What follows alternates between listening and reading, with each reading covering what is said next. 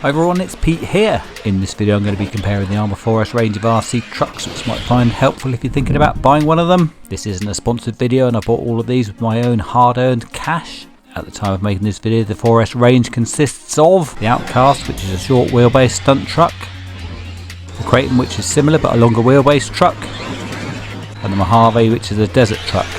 If you're buying one of these new now, they all have a centre differential, but the old Outcast and Kraton, like mine, have a slipper clutch. The 4S Mojave came out later than the other two and was only ever supplied with a centre diff rather than a slipper clutch. Firstly, a few things that apply to all of these trucks. They're all really tough and really fast and have metal gears and big bore aluminium bodied shocks. These are very much RC bashers and designed to take a bit of a beating. They're all really good out of the box, but do suffer from having a servo saver that is too weak for the weight of the truck and the size of the tyres. As a result, unless you upgrade it, they don't turn as well as they might do. I've upgraded mine with a Kimbra large size servo saver, which works well. It would be nice if Arrma upgraded the standard part so these were better out of the box. I'd say that all of these cars are the most fun on ground where they can lose traction and slide around the corners. Although I have run these on the beach, wouldn't necessarily recommend it because you'll still be finding sand in the workings weeks later. Okay, so in no particular order other than this is the order that I bought them, we'll have a look at the Outcast first. The Outcast's got quite a short wheelbase and it's great for doing wheelies, jumps and backflips. The combination of the short wheelbase and the big tyres makes this the easiest of the three to water the angle in the air using the throttle. So with practice you should be able to land it on its wheels. The downside is that short wheelbase does mean it suffers in terms of steering even after you upgrade the steering servo, because most of the time the front wheels are off the ground or barely touching it. With this one you find you're mostly steering it at lower speeds or when you're decelerating. Like I was saying earlier, it does work better on low traction surfaces where the back wheels can slide rather than gripping and lifting up the front wheels. So all in all, fun for jumps, wheelies, but difficult to steer on some surfaces.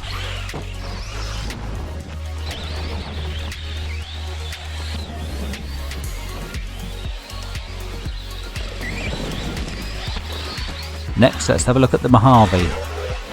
First of all, you have to say that Mojave is the most like a vehicle that exists in real life, and it's got some really nice scaled details like an open cockpit with a driver figure and full roll cage. The roll cage is actually functional and plugs into the chassis, meaning it really protects the car in a rollover or a crash. One problem with the roll cage is that dust can make it get stuck into the chassis, making it difficult to get the body shell off. The solution is to drill the holes in the chassis a bit bigger and that solves the problem quite easily. Another little fix I've done in this to make a hole in the dirt guards inside the body so I can switch the ESC off without taking off the body.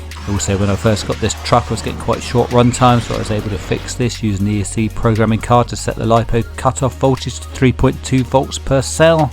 It didn't seem to be a problem on the other cars, which are earlier models. I've made a video about this, so have a look if you feel like your truck is cutting off before the battery is actually empty. I'd say that this truck is best in terms of steering, even if you don't do the upgrade to the steering servo saver. And I think this would be the best one to drive around a track. It does jump really well, but the smaller wheels mean that it's more difficult to change the angle in the air, so if you get a jump wrong it's more difficult to rescue it. Luckily it's very tough and can take a few nosedives into the ground.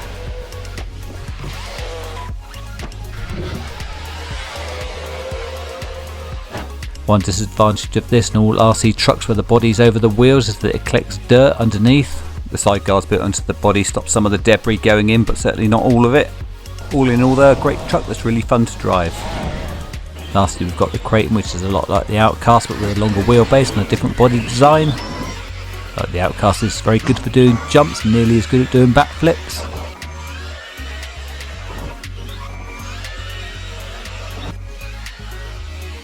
Does still suffer with the same problem, the front wheels lifting off the ground while accelerating on grippy surfaces, meaning it doesn't steer so well, but it's not such a problem as it is with the Outcast. On lower traction surfaces it is a load of fun and easy to slide around.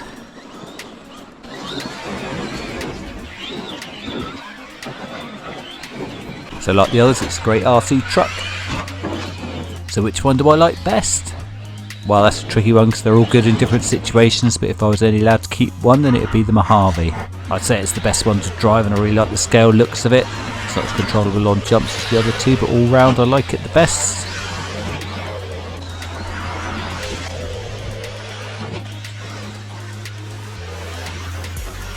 Out of the other two I'd have the Kraton over the Outcast because the steering's better with the longer wheelbase and I think that makes it a better all round truck.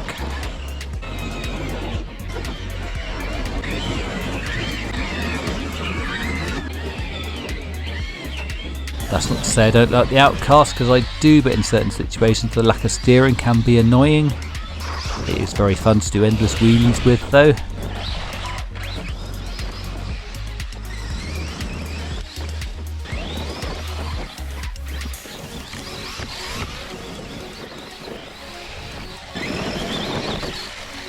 Like I'm saying, these are all great trucks and I highly recommend them. Anyway, I hope that was helpful, and if so, please hit the like button and maybe leave me a comment. There's a bit more run footage, so keep watching if you like that sort of thing. Otherwise, that's it. Thank you ever so much for watching, and I'll see you next time.